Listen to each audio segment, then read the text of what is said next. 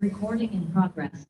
All right, welcome everyone, and thank you for attending today's hearing. I'm Brad Bobin. I'm the Chief Actuary of the Maryland Insurance Administration, and this is the Maryland Insurance Administration's second regular public hearing in 2024 on rate increase requests for long-term care insurance products.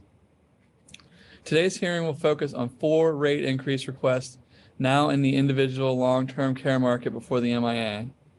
These include requests from Bankers Life and Casualty Company proposing a 15% rate increase for all policyholders on forms GR N400 and GR N410, a 15% rate increase on the unisex rate schedule for policy forms GR N500 and GR N510, and no rate increase on the gender distinct rate schedules for policy forms GR N500 and GR N510. We have Bright House Life Insurance Company, who are proposing an increase of 165% for all insureds under policy forms HLTC 2J30, HLTC 3J, HLTC 3JP20, HLTC 3JQ8, HLTC 4JQ9, and HLTC 4JFQ17. We have a request from Massachusetts Mutual Life Insurance Company proposing an increase of 32% for policies with inflation and 0% for policies without inflation, offered under the forms numbers MM500P2MD and MM501P2MD. And then we have a rate request from Transamerica Life Insurance Company proposing an increase of 167% for all insureds under policy forms F2Q MD 197, LTC 3 MD 1091, Rev 92, LTC 3R MD 1091, Rev 92, LTC 5 TQ MD 1096, LI LTCP MD 192,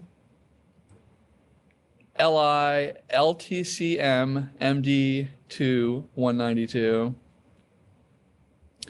LI LTCP TQ MD 197, LI LTCP TQ MD 600,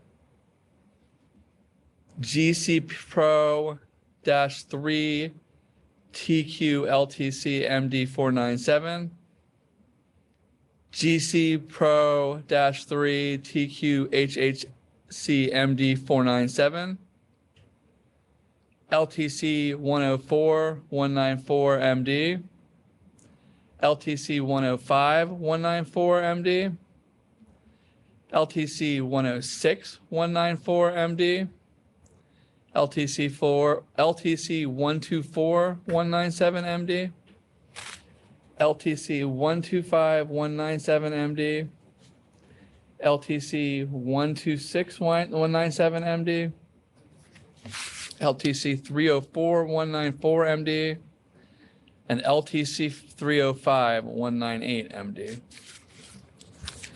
In the group long-term care market, this includes a request from Transamerica Life Insurance Company, who is proposing an increase of 108% for all insureds under the group policy forms GP 001796, GC 001-NH MD 796, GC 001-LTC MD 796, and GC 001-HCC MD 796. These requests affect overall about 3,832 Maryland policyholders. The purpose of this hearing is for the insurance company officials to explain the reasons for the rate increases and for the MIA to consider whether the proposed rate increases are in compliance with Maryland's laws and regulations relating to long-term care insurance. We will also listen to comments from consumers and other interested parties. We are here to listen and ask questions of the carriers and consumers regarding the specific rate increase requests. I would like to take a moment to introduce the folks who are here with me from the Maryland Insurance Administration. On the internet panel, I have Adam Zimmerman, who is a senior actuary who has lots of experience with long-term care insurance. And in the room with me, I have Nancy Zimmerman. At this point, I'm going to go over a few procedures. When it's time for the public comments, we will first call on members of the public who are registered to speak in advance. To the extent the time and technology permits, the MIA will hear from unregistered participants who access the Zoom webinar platform or who have attended the hearing in person. If using Zoom, you can communicate with us through the chat function. With the exception of the MIA staff, this hearing is not a question and answer forum. Comments from interested parties were received and reviewed in advance of this meeting. The MIA will continue to keep the record open until Wednesday, April 3rd, 2024 for additional written testimony. The video of today's meeting, as well as the written testimony submitted, will be posted on the MIA's website on the long-term care page. The long-term care page can be accessed by clicking on the MIA's website and clicking the Consumers tab at the top of the homepage, and then clicking the long-term care link. To help ensure excellent quality, sound quality throughout the hearing, we ask that you please stay on mute unless you are speaking. Also, any time before speaking, if you could please restate your name clearly, that would be a great help. Thank you. We'll be asking the carriers to speak first regarding their rate increases. Afterwards, interested stakeholders will be invited to speak.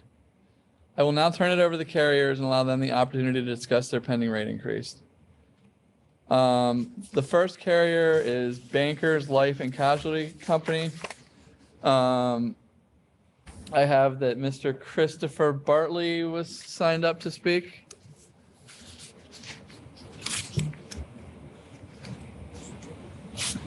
Yes, can you hear me? Yes, we can hear you. Good, thank you. All right, great, thanks.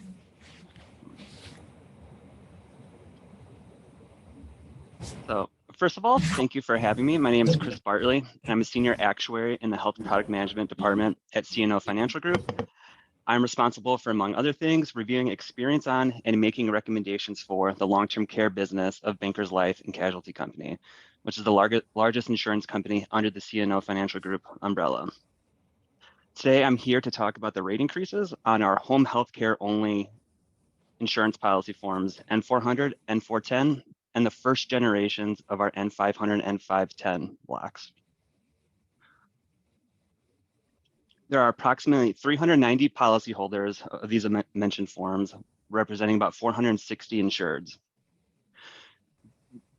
The N400 block was issued from around 2001 to 2007, before being replaced by the N500 block, which was issued from 2007 to August of 2014 in Maryland, before being replaced by a new generation of N500. In the past, in 2015, we requested a 15% nationwide rate increase on the N400 block. This was not implemented and approved in Maryland. And for the N500 block, there have been no rate increases recommended thus far. Following this round of rate increases, the nationwide premium rate level will be 72.5% for the N400 series and 60% for the N500 series. As such, we are requesting that Maryland approve the maximum level 15% premium rate increase on all these policy forms to bring the Maryland premium rate level more in line with the nationwide rate level. We believe the equitable thing to do is to continue to pursue rate actions in states that have not approved the full amount of our prior rate actions, with the goal of ultimately achieving a rate parity across the nation. Absent any material change in experience of these policy forms that would indicate a need to change the nationwide premium rate levels, we anticipate that we would request additional premium rate increases in the future to bring the policyholders in Maryland and their premium rate level more on par with the nationwide rate level.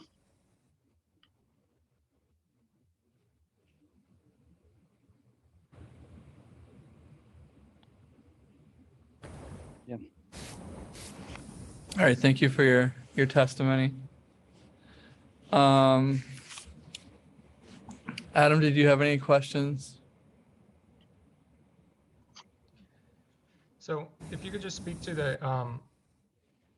the main drivers of the requested rate increase. Is it with regard to morbidity, mortality, and lapse, or a combination of all of them? Thank you. Yes, it would be a combination of all of them, as a lot of these, especially the 400 series, was priced in the early 2000s. It's become to known that ultimate lapse rates are much lower than initially priced, so we're experiencing higher persistency and higher claim costs than initially expected. Yes, so it's a combination of everything. That was all I had, Brad. Thanks. So you are not asking for an increase on gender distinct rates that are associated with the 500 series policies? Is this because the gender distinct rates already assumed some of these assumptions because they were priced later, or can you clarify that aspect of it? Yes, the original N500 block was unisex rated, and it was closed and replaced by a newly priced N500 block. I'm unsure why the decision was made to keep the same form numbers, but this block would represent new pricing that took in more conservative assumptions. So you have higher premiums in general, and then also we implemented sex distinct pricing on that as well. And they were just included in the filing for completeness of our full N500 block. Okay. And so those completely replaced the old unisex rates. So they weren't being sold at the same time. You were first selling the older unisex rates, which haven't gotten an increase yet. Then you reprice things and also introduce the gender component and okay. And so they're just being included here just because it's part of the same form series. So that makes sense. Yep, and Right. that cutover was for Maryland, I believe, was August 1st of 2014. So the N500 original would have been 2007 to that date in 2014 that it was marketed. And is it still an open block, or has it finally closed the gendered rates? It was closed in 2018. Okay. All right.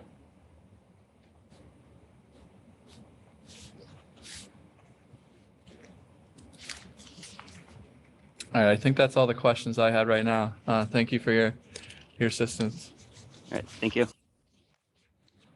All right, next, we have Bright House Life Insurance Company.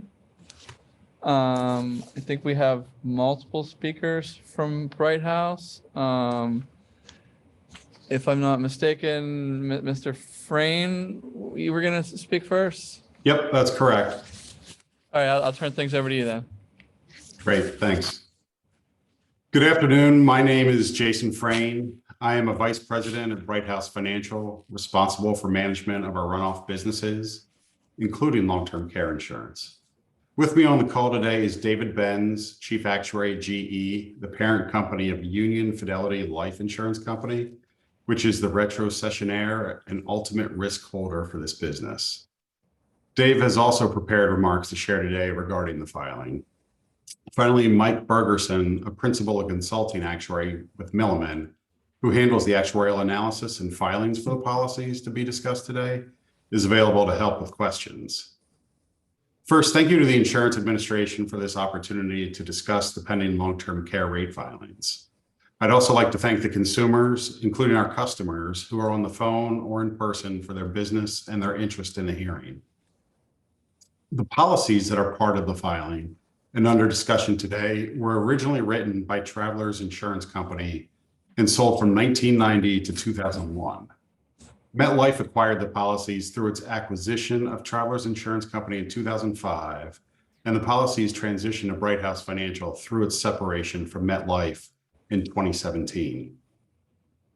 As shown in the filing, as of December 31st, 2022, these products covered 1,872 insureds in Maryland and about 38,000 insureds nationwide.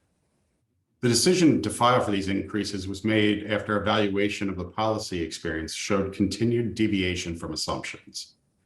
As submitted in the filings on February 14th, 2024, we are respectfully requesting a 165% increase in premiums across the long-term care policies in force in Maryland. This increase is needed due to morbidity and persistency levels, amongst other factors, which produce lifetime loss ratios well in excess of the statutory minimum loss ratio requirement of 60%. As part of this rate increase request, the company targeted a lifetime loss ratio of 120% for this block, or double the minimum loss ratio requirement. We are aware that the Code of Maryland regulations generally limits increases to no more than 15%. The goal in filing for an increase in excess of the threshold is to provide transparency around the actual increase needed to hit the target lifetime loss ratio, and if approved, achieve better certainty around future premiums. Without full approval, future requested increases will likely only get larger. We understand that these rate increases are a challenge for our policyholders, as many of them are retired or on fixed incomes. We also appreciate that they have remained faithful customers over many years, and we thank them for their business. To provide flexibility to our customers, we offer options to give them a choice to find a premium level that works for their individual needs. First, a policyholder can decide to pay the higher premium and maintain the level of benefits they currently have under the policy. Second, a policyholder can make benefit changes, which would adjust their premium and potentially lower their benefits to provide a balance for their individual needs. These changes generally result in a premium similar to the current premium or can lead to an even lower premium.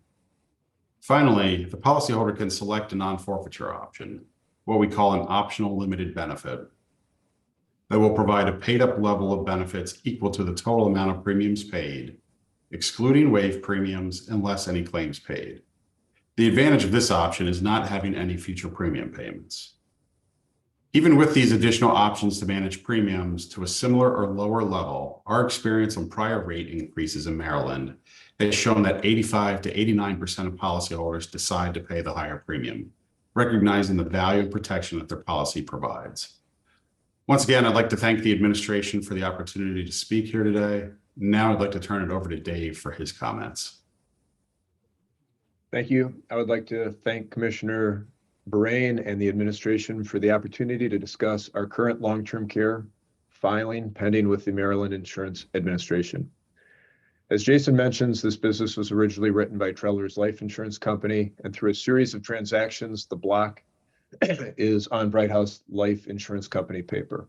However, Union Fidelity Life Insurance Company, a subsidiary of Employers Reassurance Corporation and an indirect GE Aerospace subsidiary, holds 100% of the final risk, and we are here today to assist with this hearing, as well as work with the administration on the approval of the requested rate increase.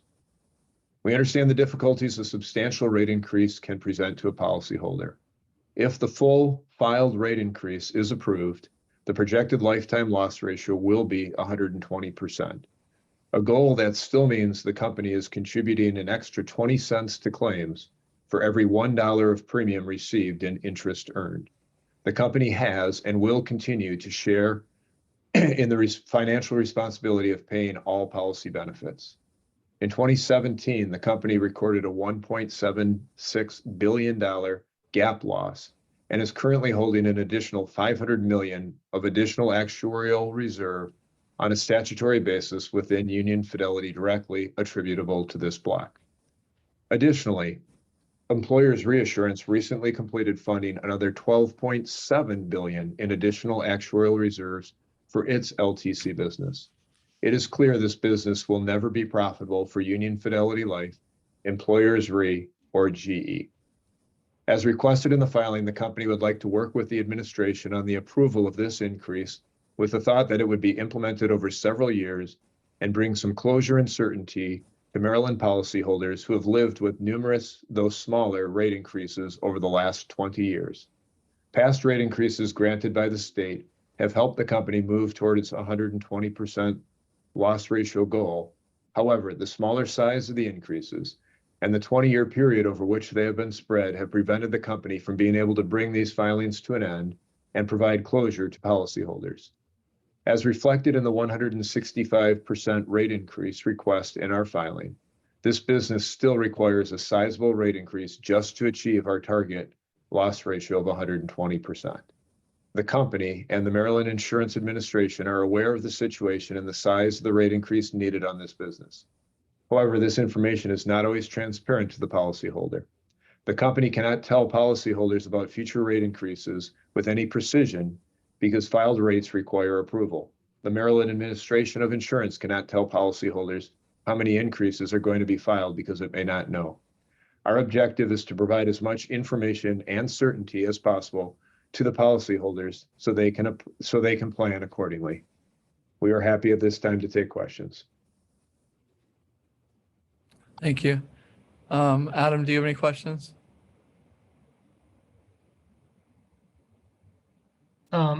Yeah, my only question would be, I know over the last few cycles, you've been targeting the 120% target loss ratio over the last few filings. Where is that, obviously that's operating at a loss. So where is that money coming from? The parent company? The extra money above the, Yeah, like if you target 120% loss ratio, it's operating at a loss, right? Your claims are Right. exceeding your premium. So where is the additional funding coming from to fund that difference? yeah, that is coming eventually all the way from GE. Okay, thank you. And on the topic of the 120% loss ratio, so if we were to approve what you were asking for and let you achieve the 120% loss ratio, would you intend to then come back in the future and ask for additional increases to achieve lower loss ratios, or is this 120% settled as good enough for this block? And if we would help you to achieve it, would that be the end of requested rate actions? Yeah, that's a good question. That's part of the certainty we're trying to provide to everyone involved here. And our expectation or I don't know, promise is that that the loss ratio we would file, if we ever had to come back, it would be because of a further deviation of an experience, and we'd be trying to bring it back to 120 and not go lower than that. So we are trying to bring this to an end. All right, thanks for that clarification. I think that's all the questions I have, so thank you very much today for your testimony. Thank you. Welcome. Thank you for the opportunity. All right, next we have Massachusetts Mutual Life Insurance Company. I believe we have a Mr. Wallace giving testimony. Yes. Thank you. Can you hear me okay? Yes, we can hear you. Great, thank you. Great. So good afternoon. As you alluded to, my name is Art Wallace. I'm the Chief Actuary at Mass Mutual Life Insurance Company. I'm a fellow of the Society of Actuaries and a member in good standing of the American Academy of Actuaries as well. Overall, I'm responsible for overseeing Mass Mutual's corporate actuarial function, which includes in-force management, valuation, asset liability management, and strategic actuarial initiatives.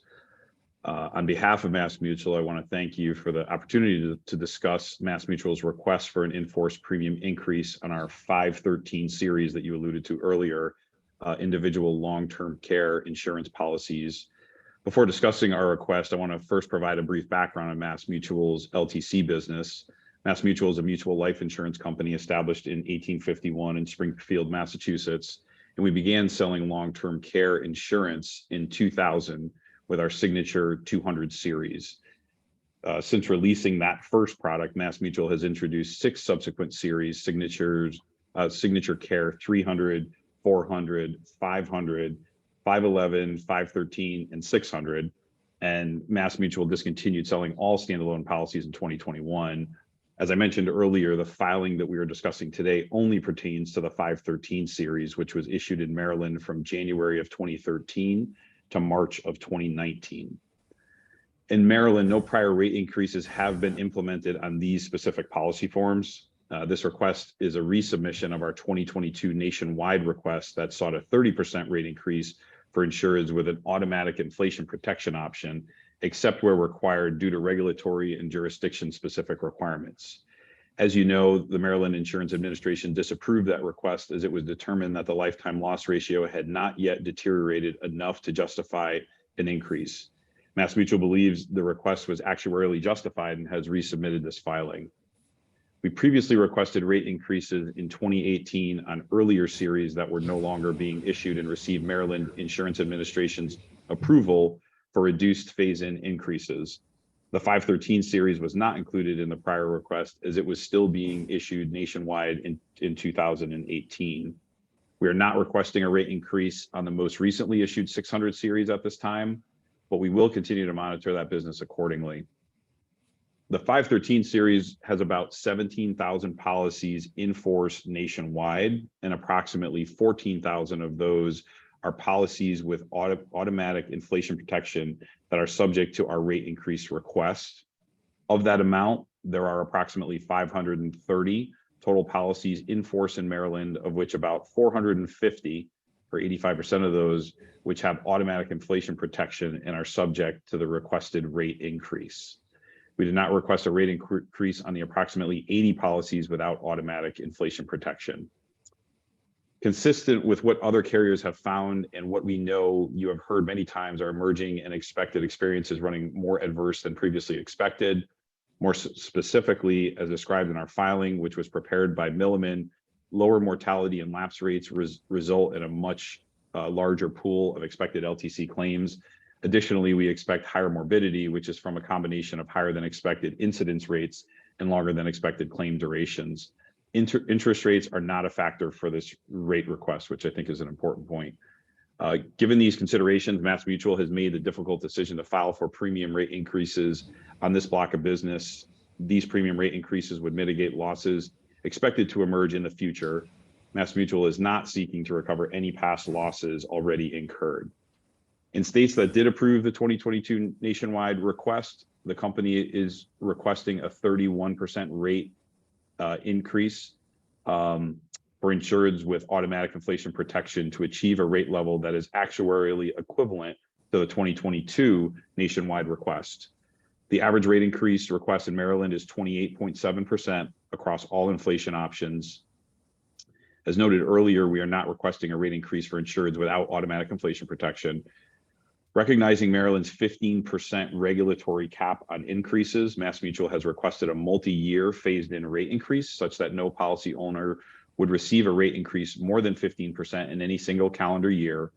Due to this phase-in, the cumulative rate increase requested in Maryland will be 32% on each individual policy with automatic inflation protection, which is actuarially equivalent to the nationwide request. As part of this request, the company is certifying that rates will remain stable under moderately adverse conditions if the rate increase is approved as requested.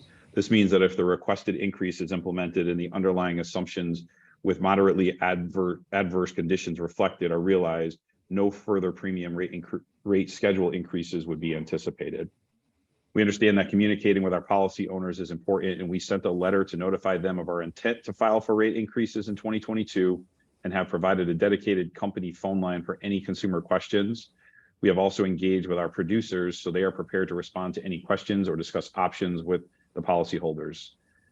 Like Commissioner Bahrain and the Maryland Insurance Administration, MassMutual believes it is very important to clearly communicate to our policy owners upon a regulatory approval of a rate increase request impacting their premiums. Once we implement any new premium rates in our administrative systems, the company will send a formal increase notification at least 60 days prior to the effective date of any rate increase with a clear list of options available to impacted policy owners. The notification period will provide policy owners time to consider their individual circumstances and options available to them and to make sound informed decisions about their coverage. MassMutual is sensitive to the impact that rate increases have on policy owners affected by the premium increase, and they will have the option to reducing their policy benefits to provide flexibility of choice for those who wish to maintain a similar premium level. The benefit reduction options available to an individual policy owner to mitigate the proposed rate increase may include reducing the daily benefit amount, extending the elimination period, reducing the benefit period, reducing the amount of automatic inflation protection and or removing optional riders. The company administers the reduction or removal of automatic inflation protection in a consumer-friendly manner that exceeds industry norms. Insureds who elect to reduce or drop their automatic inflation protection keep their inflated, which is their current daily benefit amounts, and their premium rates are determined using the reduced inflation protection option factor in their uninflated original daily benefit. MassMutual has also requested to voluntarily offer a contingent benefit upon lapse to all insureds affected by the premium increase, even if the increase is not considered substantial. In closing, MassMutual again thank you all for this afternoon and throughout this process. We appreciate your expertise and the important role you play in serving Maryland's insurance commissioner consumers and balancing difficult issues like this. MassMutual wants to ensure this process goes as smooth as possible for policy owners and you, the regulators, and we commit to transparency and promptness throughout the review. Thanks again for allowing me to participate in today's hearing. So I'm happy to answer any questions. Thank you. Adam, do you have any questions?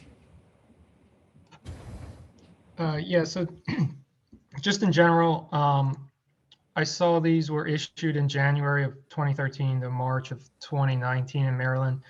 And so as compared with some of your older blocks of business, like the previous ones you had mentioned, I'm assuming the reason for, a 32% increase, it seems relatively small in comparison to what other rate increase requests we see across other carriers. So is that because since these were priced more recently, they have, less aggressive or more conservative pricing assumptions, and so their rates are in general more than some of the older blocks of business for the same benefits? So I would say overall, I'd say yes. And I would say in addition to that, I think the fact that it's a newer set of policies, we have a longer period of the premium that we can add that onto. So I would say the combination of those two things definitely give you that result that you're seeing of a lower ask here. And as you know, the more that it pushes out, the less premiums we have to collect on, so that number can increase. All right, thank you. That's all I had, Brad. So you mentioned a contingent benefit upon lapse. Could you expound upon that? I will actually have to get back to you on some of the specifics there. I know that we have that we've looked to calculate something and make it attractive to the policyholder. I don't have the specifics in front of me right now, so we can make sure that we provide more detail on that. Yeah, that'd be appreciated if it's not in SURF. I mean, it might already be in SURF, but yeah, I just wanted more information on that if possible, whenever you can get it. Okay, yeah, we could check the filings that we've already made to see if there's anything we could highlight for you there. All right, thank you. That's every question I had. Thank you. All right, next we have Transamerica Life Insurance Company. And so I think we have Mr. Brad Rokosh from Transamerica. Yep. All right, hi, go ahead. All right. Thank you very much. Again, my name is Brad Rokosh. I'm the head of financial assets for health products at Transamerica. We want to thank the department for inviting us to participate in the hearings today. We completely agree that the hearings like these promote transparency, and we are happy to participate today. Our filings we tend to discuss with you today consist of 3 legacy policy forms written by Transamerica Life Insurance Company. The rate increases would affect approximately 394 Maryland policyholders with approximately $1.1 million in annual premium. These policies were issued from 1993 to 2003.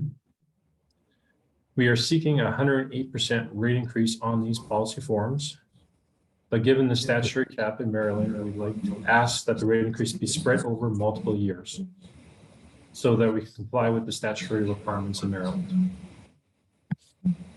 This long-term care block of business is an important book of business for Transamerica. We are committed to actively managing this business to ensure policy obligations are fulfilled. The long-term care insurance industry at large made several assumptions when these policies were originally sold.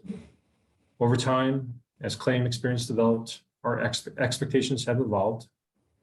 which result in updates to key pricing assumptions, which have deviated from original expectation. Generally, Transamerican industry experience has shown that more policyholders are keeping their policies longer than originally anticipated. While this shows that people truly value their long-term care coverage, it also leads to significantly more claims than anticipated.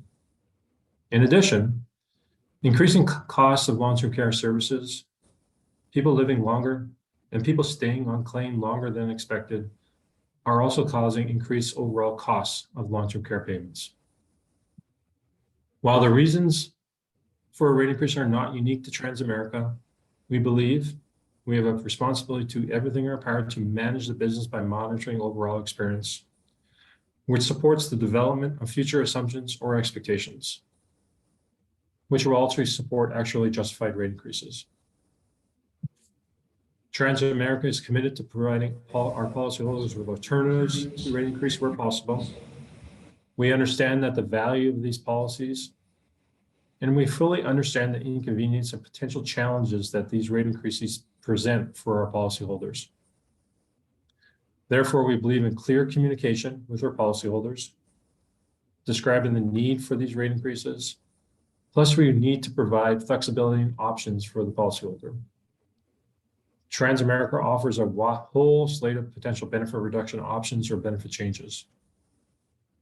Policyholders can take advantage of to try to reduce or offset their rate increases. In addition to the traditional downgrade options, we also provide contingent non-forfeiture benefit option. Plus, we have a new innovative cash surrender option. And finally, we also have introduced the cost sharing option with a potential rate guarantee for policyholders who elect this option. Just want to thank you for letting us participate today, as we greatly appreciate the opportunity and open to any questions you might have. Thank you. Adam, do you have any questions? I do not at this time. Thank you. I have a question about the cost sharing option with the rate guarantee. Can you expound on that, especially the rate guarantee part of that? Yeah, so cost sharing is similar to like the co-insurance that we have. Depending on the approved rate increase, that percentage or that participating that the policy would pay those claims. So they had a $200 daily benefit. We would calculate the cost sharing right away, and that would be the percentage that they would share.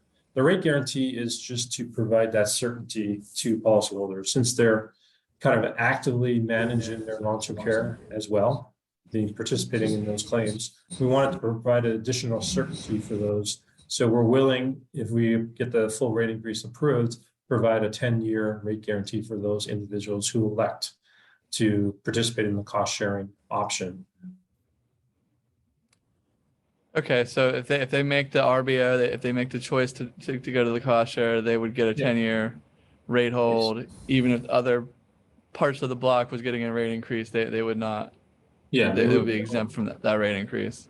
Yeah, depending on the the benefit inflation and options that they have, it could fully offset the full rate increase. Sometimes it doesn't, based on the inflation protection that they have. But any future rate increases they would have a rate guarantee for 10 years. So if Maryland approved the future rate increase down the road for Transamerica because experience deteriorated, they would not be responsible for that rate increase, paying that amount until the rate guarantee is satisfied. So for example, if you approved a rate increase 7 years from now, they wouldn't start paying that rate increase until 3 years after that. Okay, and there would be no catch up to make up for those 3 years. They would just get out of those 3 years of the increase. They would get out of those 3 years. All right, yeah, thank you for the clarification there. All right, I think that's all the questions I had. Thank you very much. Okay, at this point, it is time for comments from the public. I believe that we had one person signed up to speak. I'm not sure if they've joined on the phone.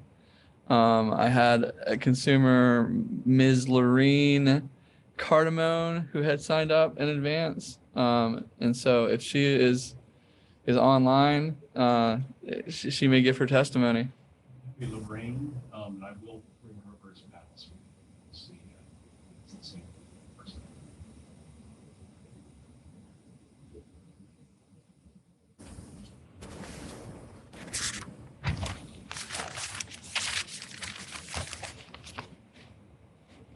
Lorraine, can you hear us?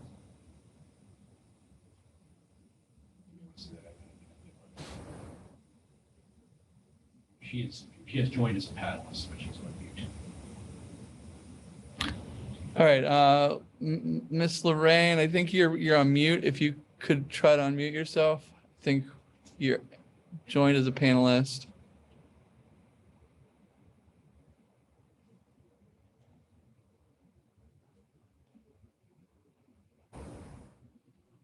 Okay, can you hear me now? Yes, we can hear you. I'm sorry about that. Hi, I was wondering if I could just take a minute or two. And I just did some notes. Am I allowed just to say some pointers so that I cover everything? I can do it in less than 2 minutes. Sure, Yes, go that's ahead. okay. Keep going. So I've been with Mass Mutual. I got long-term insurance back in 2008. And at the time that I got that policy, I also had Mass Mutual. I have their investment policies also. So I get information on both sides, on the long-term, the bad news about long-term care, but I get the good news about our investments. At the time that I bought the long-term insurance, we were told that the premiums would never increase. When I go back and look in writing, I don't see that. I can't find that. So, oh, well, it's over with. But since 2008, the premiums have been stable for 13 years. Yearly premium increases started in 2022.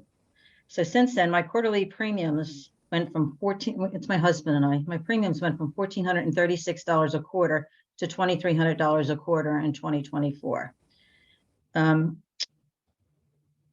course, and as I just heard through all the different providers right now, Mass Mutual said that no problem, if you can't afford the increase, you can start reducing your coverage and benefits to reduce your premiums. That's not why I bought this policy. I bought this policy to protect me in the future. That's what I was thinking about back in 2008. I don't want to give up the benefits that I was promised and was told I would have. I believe, yeah, I understand that maybe there's some premium increases, but for me to have a premium increase every year right now is totally ridiculous. And the reason I say that is that, well, over the years, I've invested over $100,000 just on my long-term insurance. I got the letter. I get the year-end letters from Mass Mutual. In 2023, the financial results letter to members boasts huge sales records and profits. In 2023, we had $39 billion in life insurance, $245 billion in client assets and annuities. They had an operating earning, $2.8 billion for Mass Mutual. Great news for Mass Mutual. And I did benefit a little bit on the other side. Mass Mutual made a 2023 dividend payout of $2.2 billion to their investors. I think Mass Mutual could have held a little bit back to help older people as they advance into their senior years. Like right now, I'm on a retirement income thing, and I can't afford to keep paying the increases. But this insurance is so important to me and my husband. I don't want to reduce the benefits. So right now, I will give up something else, and I will continue to keep this policy. But when I look back, Mass Mutual has a lot of money. They're also doing outside community outreach, and I agree with that wholeheartedly. But I think you can withhold a little bit of the money for the people that stood by you and helped grow your business. So Mass Mutual total adjusted capital grew to a record of $34.5 billion. So in closing, I'd like to read two statements. I'll just make it real quick from Roger Crandall, the chairman and president and CEO from Mass Mutual. This is his last letter that he sent out.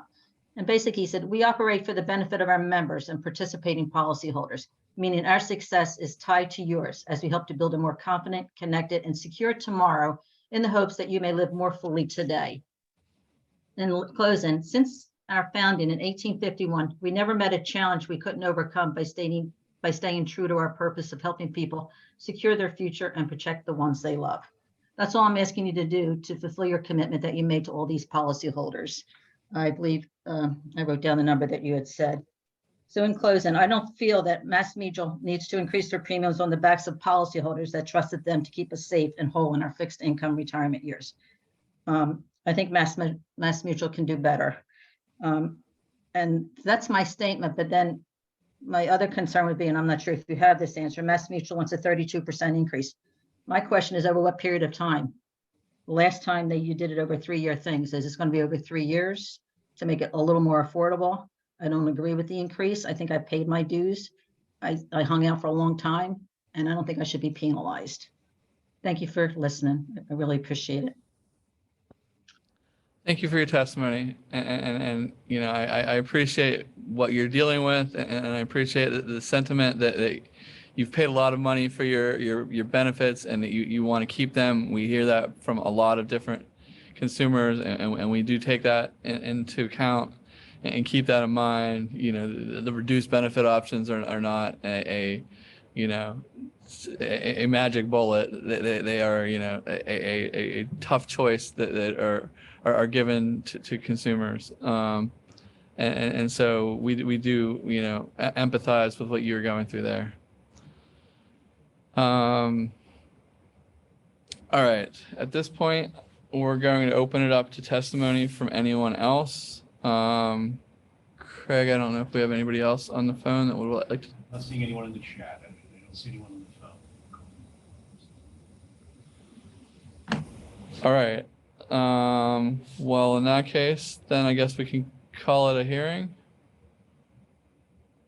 Do you want to wait just a minute, just to see if anyone like to enter the chat?